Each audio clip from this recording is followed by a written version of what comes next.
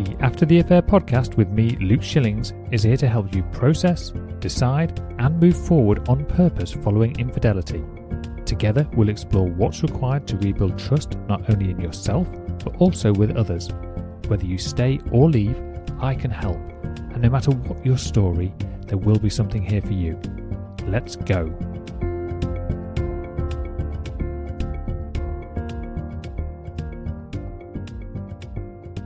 Hello and welcome back to the After the Affair podcast. I'm your host, Luke Shillings, and today you're listening to episode number 181.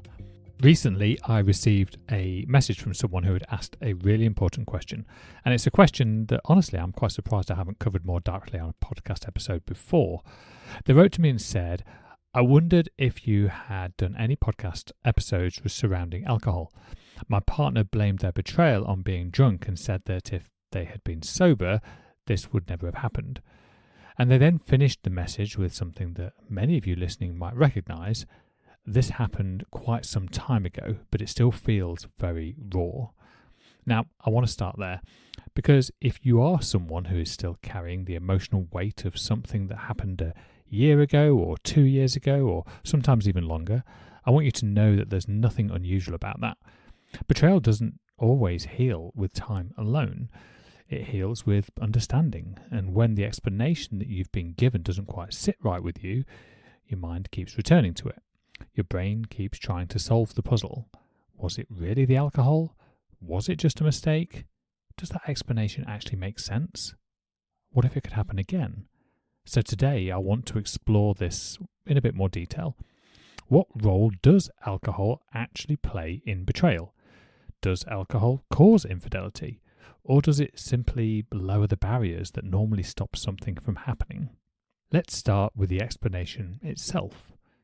I was drunk. It would never have happened if I was sober. The alcohol made me do it.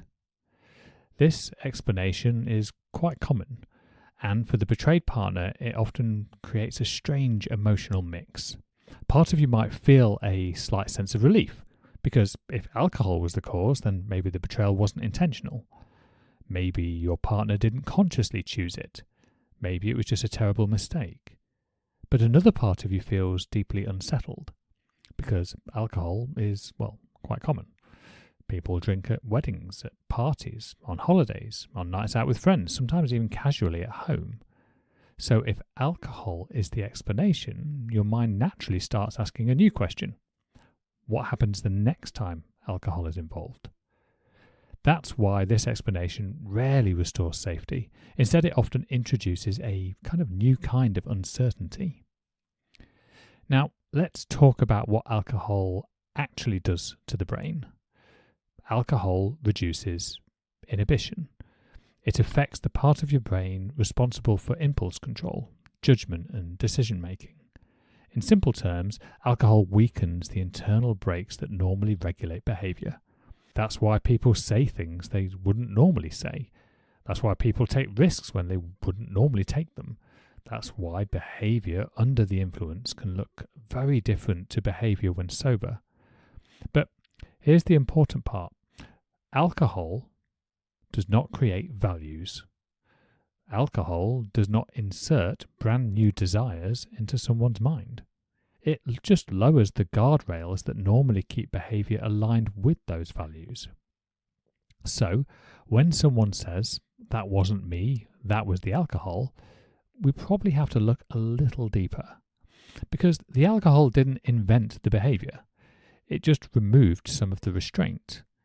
Now, that doesn't mean the person planned the betrayal. It doesn't mean they consciously intended to betray their partner that night.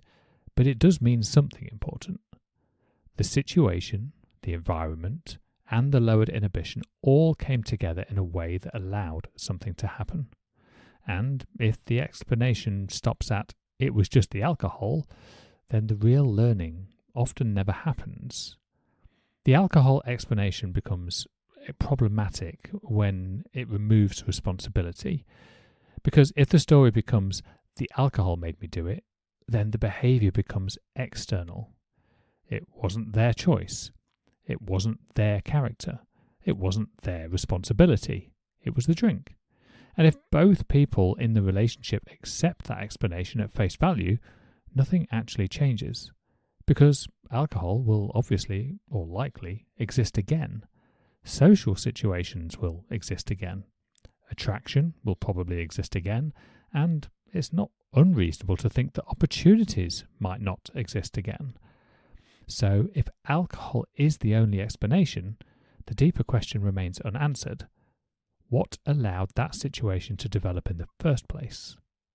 In many cases, alcohol acts more like an amplifier than a cause. It amplifies what is already there. Existing attraction, existing curiosity, existing resentment, existing emotional disconnection. Or sometimes it simply amplifies poor boundaries. For example, maybe two people have already begun flirting. Maybe there has been an emotional connection forming.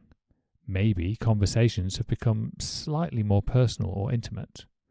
None of these things necessarily cross the line on their own, but they create proximity. They create familiarity. They create the conditions where a boundary might eventually be crossed. Then alcohol enters the situation, and the hesitation that might normally stop behaviour disappears. So when someone says, "I was drunk," perhaps a more useful question might be, what was happening before the alcohol? Because that's often where the real story begins.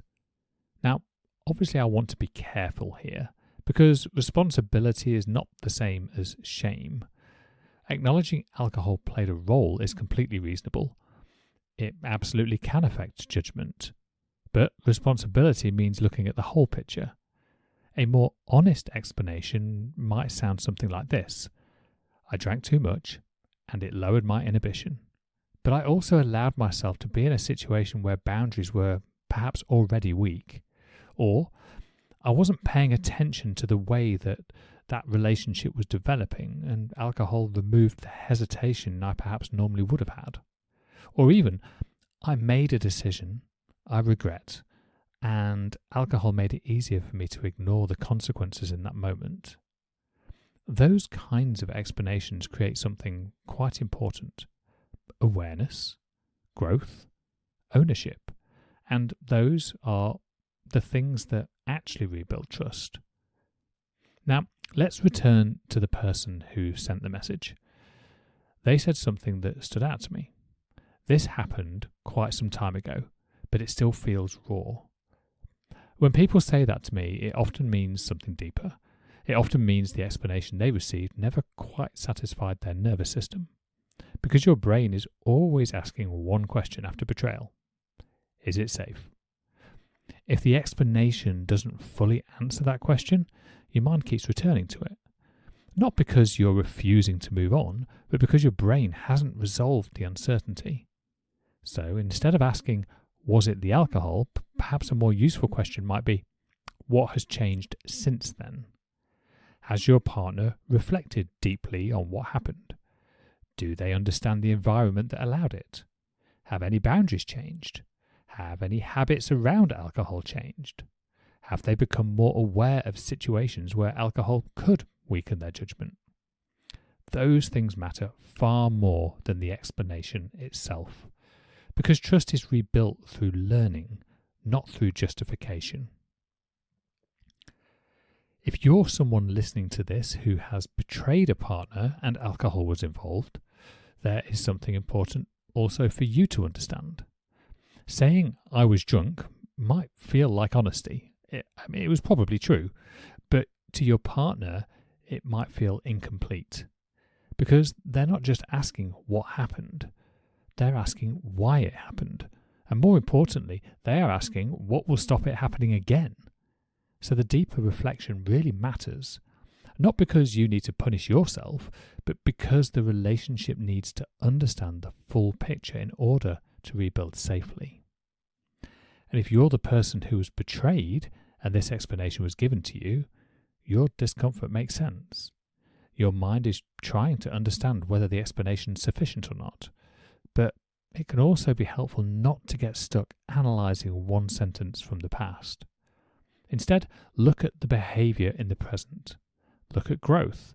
Look at awareness. Look at whether your partner is willing to explore the deeper questions with you. And I know I've given some examples today, and I'm not expecting, and neither should you expect, your partner to be able to articulate all of these intricate thoughts and feelings in a way that aligns exactly with the examples I'm providing. But is there some change?